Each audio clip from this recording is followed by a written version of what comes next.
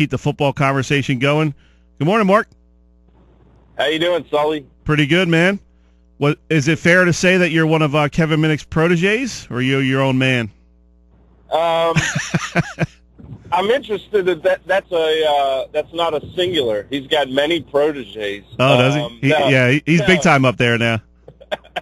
No, Kevin certainly helped me a lot, and especially not being from South Jersey. So in a couple of years, he's given me the crash course. But I'd like to think I'm my own man. I mean, you know, I don't see Kevin wearing salmon pants. I know you always bring that up. So. Now, are those you going to be wearing them on opening night, or are those just championship pants? Oh, I don't know about opening night. We might have to ease into it. We might have to. Come on, man. Start with blue. That's the biggest. That's the biggest crowd of the season. You know, aside from Thanksgiving. Yeah, we'll see. We'll see. We got a lot to choose from.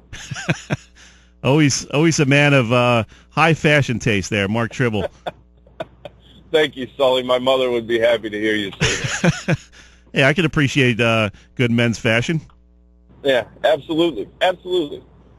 So let's talk a little football. What's your impression of the preseason so far? You've been out scouting a few teams. Tell us a little bit about Hamilton. Always a perennial powerhouse in South Jersey. They got a pretty good quarterback coming back. What's going on with the Blue Devils? Yeah, you mentioned quarterback Malachi Winters. Yeah, I saw them last year in the season opener. It was Coach Jim Rasso's first game. It was Winters' first game at quarterback. I don't want to say they had tempered expectations, but, you know, it was kind of a wait and see. The kid basically, you know, single-handedly on offense beat Kingsway, and after that, I mean, they started 7-0. They hammered Delsey. I forget what the score was. They shut them out. They had a very nice season, beat Timber Creek in the regular season, lost to them in the semifinals, the South Jersey Group 4. But there's a year under the belt, and they did lose a couple key pieces, but Winters is still in charge. You know, Rosso is very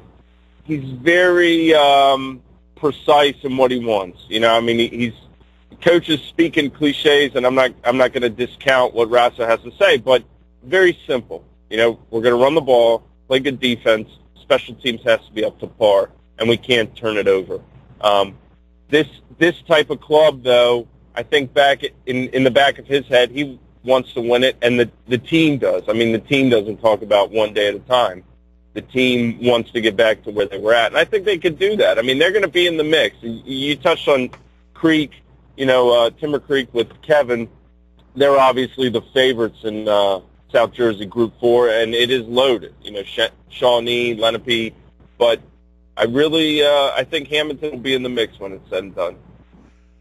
Mark, tell us a little bit about St.Joe and your impressions of Coach Sacco. He's on the verge of really a milestone that not many high school coaches in the country ever even get close to. He's 2 wins away from 300. You know, a sport like baseball, maybe that's easier to get to when you're playing 25 games a year. But when you're playing 9 or 10 football games a year, that says a lot about his longevity and his success over those decades of coaching. Yeah, and as a shameless plug, you know, pick up the Courier-Post or go online tomorrow if you like St.Joe football. We got the preview and the story from today's game. But yeah, he's humble. I mean, he said that straight off the bat, and he didn't. You know, when I talked to him, he doesn't want to really talk about it. And the point I made in the story that I wrote for tomorrow is that he says, you know, it's just another number. Well, only the people that have a lot of numbers can say it's just another number. That's true. The people who, you know, haven't had a winning season, they can't say it's just another number. So I think it speaks to, obviously, the continuity there is tremendous. When you look at football programs at any level or any athletic program, to win a championship, to win a couple championships is great. To do it consistently and have people expect you to do it and you do it again, it's unbelievable. And, you know, this year he's going for his 8th. The stats of, you know, these accolades takes up almost a whole legal pad. I don't even think it's the first time he's won 8 in a row. How many times can you win 8 in a row? It's not even the first time you've won 8 in a row. I mean, that's I mean, come on, that's ridiculous. Yeah, eight titles in a row. Most coaches are lucky to win one in their career. Absolutely, absolutely. Talk with Mark Trible of the Courier-Post. Mark, give us some thoughts on maybe a team we haven't touched on who might surprise in South Jersey this year. So a team that maybe was around 500 last year, who you think can make the leap into a contender in the playoffs. Well, my eyes right now are on Saturday in Week 1. Really good game between Woodrow Wilson, and Highland. And Wilson last year under Preston Brown, his first year. They really made some strides, made the playoffs, and Highland fell short. So this is also Brian Leary's second year on the job at Highland. So both these teams in their respective division there in the New West Jersey Football League, whoever wins that game will likely win the division and will put themselves in a nice spot. I'm not saying one of them is going to run the table or not. I mean, in terms of that, there's just too much uncertainty right now outside of the top few contenders. But both teams will be very good. Highland has a great running back in Orlando Council. The same with Wilson, Jelani McCargo. And, it'll be interesting. Wilson's really on the rise. I mean, Camden lost a lot off last year's team, a lot of core players that played for a couple of years.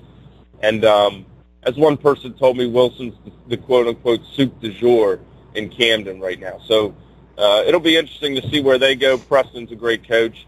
And, that first game, I'm interested to see which one of them comes away with the win because I think both could be potential players in the playoffs.